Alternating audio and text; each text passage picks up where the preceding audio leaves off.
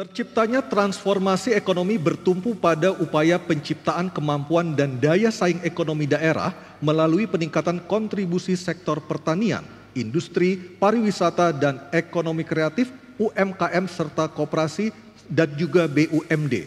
Realitasnya, sektor pertanian masih menjadi tumpuan masyarakat, terbukti data PDRB NTT tahun 2023 untuk sektor pertanian sebesar 29,31%.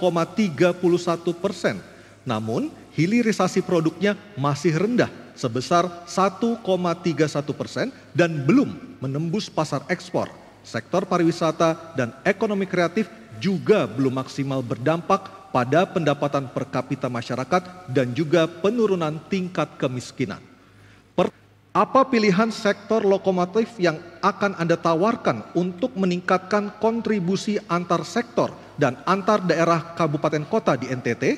Bagaimana Anda mengorkestrasi penerapan ekonomi hijau dan ekonomi biru antar daerah yang berdampak terhadap pendapatan per kapita masyarakat lokal dan penurunan tingkat kemiskinan? Calon Gubernur nomor 3, waktu Anda 2 menit dimulai ketika berbicara, silakan. Lokomotif yang saya pilih adalah yang sudah nyata kelihatan oleh kita sekalian. Sekarang NTT memiliki prime mover yang utama itu adalah pariwisata. Kita lihat di Labuan Bajo. Sudah sebegitu besarnya investasi yang dilakukan oleh pemerintah pusat.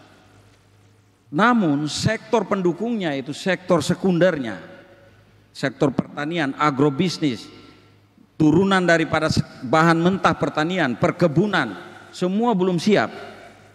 Sehingga rantai suplai yang terjadi dengan peristiwa ini justru daerah lain yang menikmatinya. Oleh karena itu, paket siaga ke depan kita akan fokus pada bagaimana meningkatkan pendapatan lanjutan, tidak hanya sekedar bahan mentah dari semua produk lokal yang ada dan potensi masing-masing daerah. Dengan industri-industri olahan, tugas pemerintahnya menyiapkan bagaimana lanjutannya, kestabilan harga, akses itu akan didukung oleh pemerintah. Namun masyarakat sendiri produknya itu jangan kita jual mentah keluar, tapi kita siapkan betul bagaimana pabrik untuk minyak dari kopra, coklat, kopi dan seterusnya.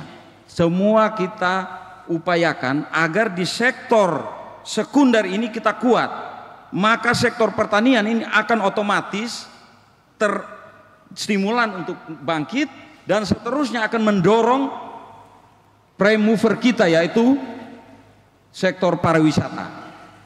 Kesiapan ini akan kami lakukan terintegrasi dengan semua bupati. Kita duduk sama-sama dan inilah faedah dari kita melaksanakan pilkada serentak sehingga perencanaan kita nanti sifatnya imperatif. Dan untuk eksekusinya waktunya habis. Lokomotif penggerak ekonomi adalah pariwisata karena menimbulkan multiplier effect. Kita harus memastikan bahwa pariwisata, contohnya Labuan Bajo, itu menghidupkan sektor nelayan, tani ternak, UMKM, transportasi dan perhotelan. Terima kasih Presiden Jokowi yang sudah membangun Labuan Bajo secara sangat keren. Tetapi yang belum dibangun oleh Presiden Jokowi adalah sektor ekonomi primer ini. Sentra-sentra produksi, sentra pertanian, sentra peternakan, dan sentra perikanan kelautan. Kami berimajinasi, Lembor akan menjadi sentra pangan.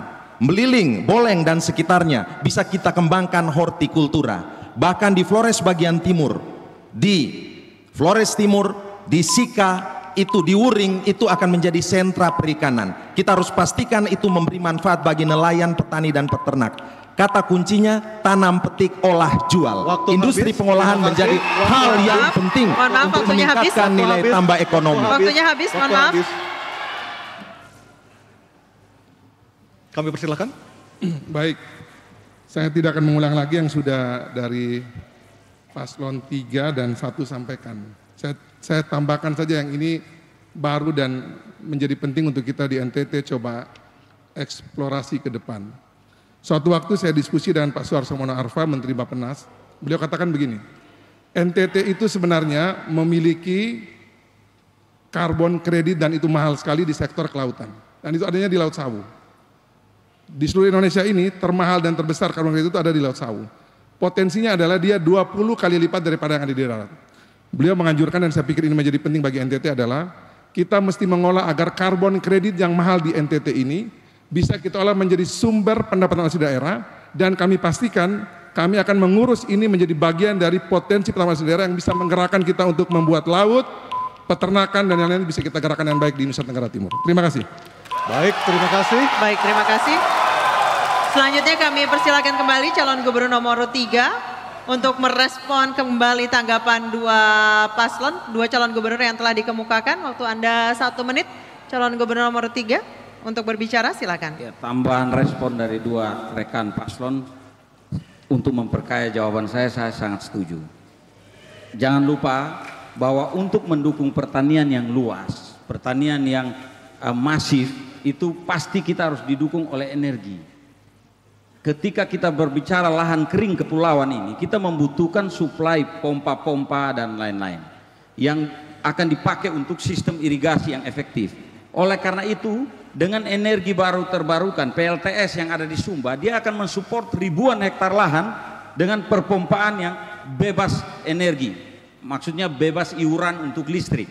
Sehingga ke depan ini salah satu keinginan paket siaga yang akan mensupport apa yang disampaikan oleh Pak Ansi tadi, termasuk yang disampaikan oleh Pak Melki. Demikian yang bisa saya sampaikan. Terima kasih. Waktunya masih ada, Bapak? Sudah cukup?